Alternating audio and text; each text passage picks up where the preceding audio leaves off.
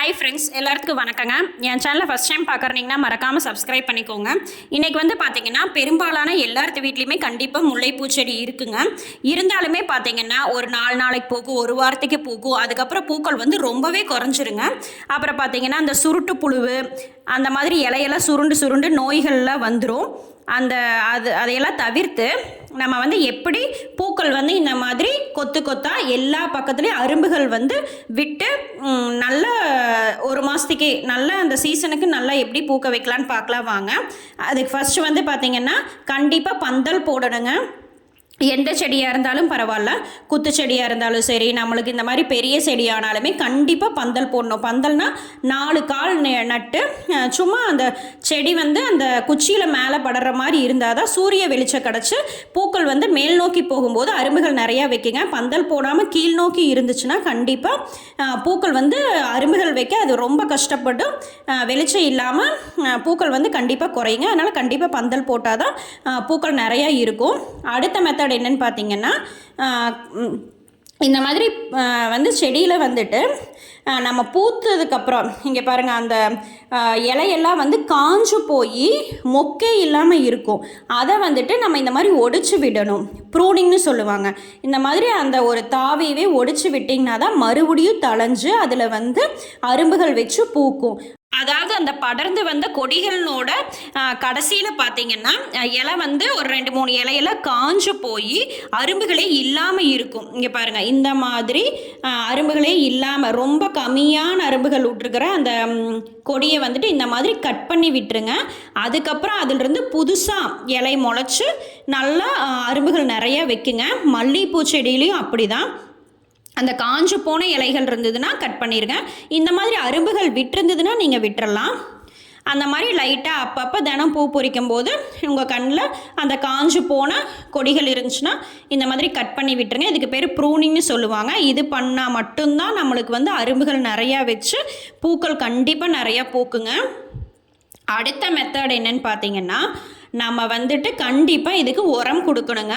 இயற்கை உரம் எப்படி கொடுக்கலான்னு பார்த்தீங்கன்னா, கருப்பு உளுந்து எடுத்துக்கோங்க. அதாவது பொட்டுளுந்துன்னு சொல்லுவாங்க. இந்த பொட்டுளுந்து 1 டம்ளர் எடுத்துக்கோங்க.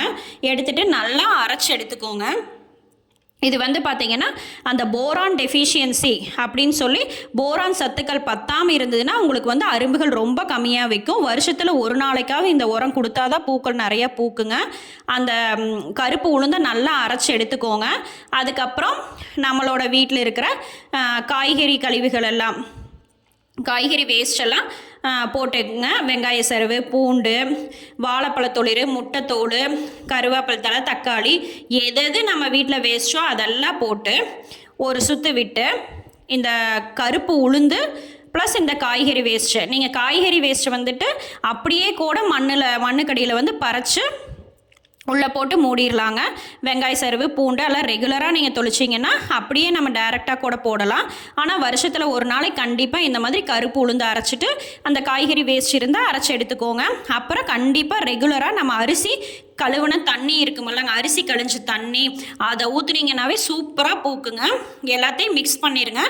1 லிட்டர் தண்ணியில் இப்போ 1 டம்ளர் உளுந்து எடுத்தோமா, இதெல்லாம் கலந்து எல்லாமே கலந்து 1 லிட்டர் தண்ணி ஆகிற மாதிரி நீங்கள் கலந்து எடுத்துக்கிட்டு வேர்லேருந்து, முல்லைப்பூச்செடி வேர்லேருந்து ஒரு 1/2 அடி தள்ளி லைட்டாக நம்ம குழி பறிச்சிட்டு நம்ம அரைச்சி வச்சு அந்த கலவை ஊற்றிடுங்க. இந்த கருப்பு உளுந்தில் தான் அவ்வளோ சத்துக்கள் இருக்குங்க. அந்த போரான் டெஃபிஷியன்சி தவிர்த்துட்டு நம்மளுக்கு மொட்டுக்கள் வைக்கிறதுக்கு ரொம்பவே இந்த கருப்பு உளுந்து ஹெல்ப்ஃபுல்லாக இருக்குங்க. நீங்கள் ஜஸ்ட் வருஷத்தில் ஒரு நாளைக்கு அந்த 1 டம்ளர் கருப்பு உளுந்தை மட்டும் அரைச்சி போட்டுருங்க. அந்த காய்கறி கழிவுகளை எல்லாம் நீங்கள் சும்மா கூட பறித்து போட்டுக்கலாம். சூப்பராக பூக்குங்க. இது செமையான டிப், ஃபாலோ பண்ணி பாருங்கள். அடுத்த மெத்தட் என்னன்னு பார்த்தீங்கன்னா, நம்மளில் அந்த இலை சுருண்டு அப்படியே அந்த சுருள் நோய் வந்த மாதிரி இருக்கும், புழுக்கள்லாம் கூட இருக்கும். அதுக்கு என்ன பண்ணலான்னு பார்த்தீங்கன்னா, வேப்பங்கொட்டை ஒரு 20 வேப்பங்கொட்டை எடுத்துக்கோங்க. மஞ்சத்தூள் 1 டீஸ்பூன், வேப்பங்கொட்டை 20, மஞ்சத்தூள் நம்ம வீட்டுக்கு யூஸ் பண்ணுற மஞ்சத்தூள் 1 டீஸ்பூன் போட்டு நல்லா நைஸாக அரைச்சி எடுத்துட்டு 1 டம்ளர் தண்ணி, அதாவது 1/4 லிட்டர் தண்ணியில் கலந்துக்கோங்க. வேப்பங்கொட்டை, மஞ்சத்தூள், 1/4 லிட்டர் தண்ணியில் கலந்து இந்த மாதிரி நம்ம வடிகட்டி ஸ்ப்ரே பாட்டிலில் எடுத்துக்கலாம். இல்லாட்டி நம்ம அப்படியே கொண்டு போய் தெளித்து விடலாங்க.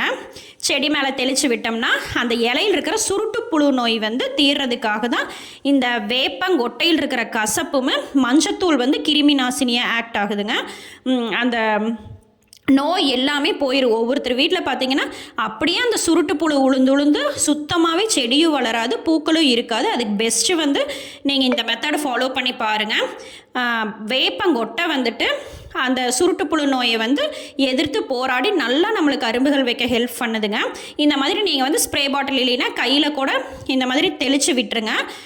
தெளித்து விட்டுட்டு அடுத்த நாள் தண்ணி விடுங்க. இப்போ இந்த உரம் போட்டது, இந்த வேப்பங்கரைசல் போட்டது ரெண்டுத்துக்குமே இன்றைக்கி தெளித்து விடுறீங்கன்னா நாளைக்கு எப்பவும் போல் நீங்கள் தண்ணி பாய்ச்சிட்டு விட்டுட்டிங்கன்னாவே நல்லா ஒரு வாரத்துக்குள்ளே அரும்புகள் வச்சு உங்களுக்கு செடியே பூரா இந்த மாதிரி அரும்புகளாகி கண்டிப்பாக சீசனுக்கு வந்து உங்களுக்கு 2 மாதம் 3 மாதத்துக்கு பூக்கள் நிற்காமல் இருக்குங்க. ட்ரை பண்ணி பாருங்கள். முல்லைப்பூ வாசம் வந்துட்டு நம்ம முகர்ந்தாலே வந்து நம்மளோட மன வியாதிகள் எல்லாம் குணமாகி நம்மளுக்கு வந்து மன தெளிவு கிடைக்குதாமாங்க. அதுக்கப்புறம் பார்த்தீங்கன்னா இந்த சித்தா ஆயுர்வேதத்தையெல்லாம் வந்து இந்த முல்லைப்பூ வந்துட்டு மருத்துவ குணங்களாகவே யூஸ் பண்ணுறாங்களுங்க. எப்படின்னு பார்த்தீங்கன்னா அந்த முல்லைப்பூ சாறு எடுத்து அதை வந்து மருந்தாக தயாரித்து கர்ப்பப்பை பிரச்சனைக்கெல்லாம், மாதவிடாய் கோளாறுக்கெல்லாம் வந்து இது கண்டிப்பாக சரியாகுதாமாங்க. அப்புறம் வந்து பார்த்தீங்கன்னா தலைவலிக்கு அந்த சாரை வந்து மூக்கில் விடுறாங்களாமாங்க. அப்புறம் கண் பார்வைக்கு கண்ணில் விட்டால் நல்லா தெரியுதாமாங்க. கண்டிப்பாக இந்த கருப்பு உளுந்து அரைச்சி ஊற்றுங்க. கண்டிப்பாக பூக்கள் வந்து கொத்து கொத்தாக வைக்குங்க. ட்ரை பண்ணி பாருங்கள். இந்த வீடியோ உங்களுக்கு பிடிச்சிருந்தா மறக்காமல் சப்ஸ்கிரைப் பண்ணிக்கோங்க. Thank you all. மீண்டும் நாளை சந்திக்கலாம்.